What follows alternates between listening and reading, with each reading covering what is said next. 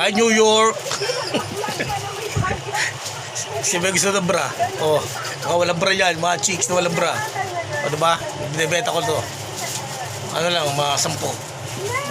O, 10 lang, isang bra. Ayun nyo pa. Kaya lang ano to, overuse. Overuse eh, no? O nga pala si Escape, ang mga kababayan ko. Basta huwag nyo kakalimutan. Alam nyo na, pag nakita nyo yung balota nyo, tandaan nyo yan. Ilista nyo yung mga karapan dapat, di ba? Basta ilagay nyo una pangalan.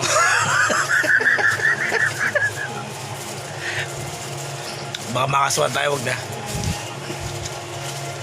Hindi, alam mo, sa totoo lang, okay yan, di ba? Ang ano natin, itaas ang sahod. O diba? Kapag mataas ang sahod, guys, sa totoo lang ganito kwento ko sa inyo.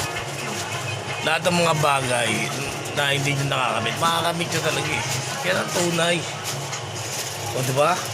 Kanya sa mga palayan, o kaya nyo makabili ng mga abono. Dahil mataas nga kinikita nyo eh. O diba? Mataas ang sahod, mataas ang ano ng... Pwede pa ba ako mag-apply na? Ay sa mga empleyado eh. Ayoko magbigay ng collateral. Kaya ang tunay. Pwede pa ba ako makakuha? O boto nyo. So, hindi ko ako papahirapan. Boto nyo ako, ano ko. Hindi ako nusan eh. Ano ko, Newsan.